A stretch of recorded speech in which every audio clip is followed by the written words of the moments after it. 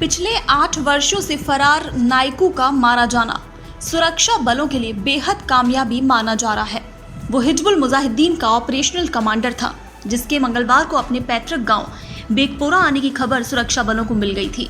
मंगलवार शाम को ही जम्मू कश्मीर के पुलवामा जिले के बेगपोरा को चारों तरफ से घेरने के बाद तलाशी अभियान छेड़ दिया गया।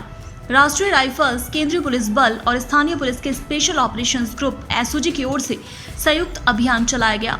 उन्होंने तत्काल ही गांव के सभी प्रवेश और निकास बिंदुओं को सील कर दिया। इससे पहले नाइकू दक्षिण कश्मीर के शोपियां में 3 बार पुलिस को चकमा देकर फरार हो चुका था। इस वजह से सुरक्षा बलों ने इस बार पूरी एहतियात बरती और गांव में नाइकू के मौजूद होने की सूचना मिलने के बाद उसे पकड़ने की योजना बनाई, लेकिन वो मारा गया। 8 जुलाई 2016 को अनंतनाग जिले के कोकरनाग इलाके में सुरक्षा बलों के साथ मुठभेड़ में पोस्टर बॉय और कमांडर बुरहान वानी के मारे जाने के बाद रियाज नाइकू ने हिजबुल मुजाहिदीन के कमांडर के रूप में कमान संभाली थी। नाइकू के सिर पर 12 लाख रुपए का इनाम था। आतंकवादी रैंक में शामिल होने से पहले नाइकू ने एक स्थानीय स्कूल में गणित शिक्षक के रूप में काम किया था। 33 साल की उम्र में बंदूक उठाने से पहले उसे गुलाबों की पेंटिंग करने के शौक के लिए जाना जाता था।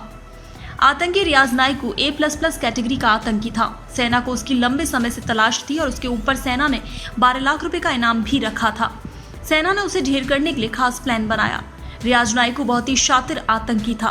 बताया जा रहा है कि उसने अपने घर तक आने जाने के लिए सुरंगें बना रखी थी।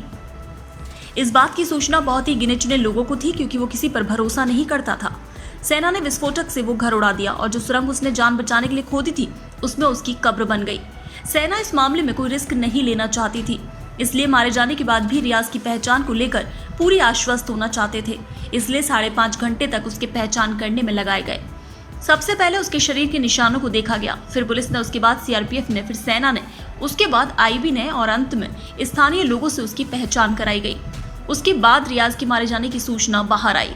सुबह 2 बजे एरिया की घेराबंदी की गई और आसपास के घरों से सभी सिविलियंस को सुरक्षित बाहर निकाला गया। कोई सिविलियन इसमें घायल नहीं हुआ।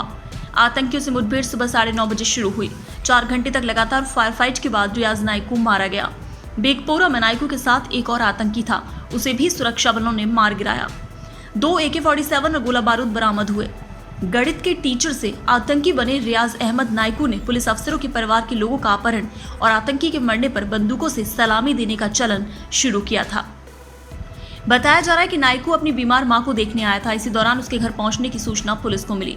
सेना ने मकान को मंगलवार को ही घेर लिया था, लेकिन कोई फायरिंग नहीं हुई।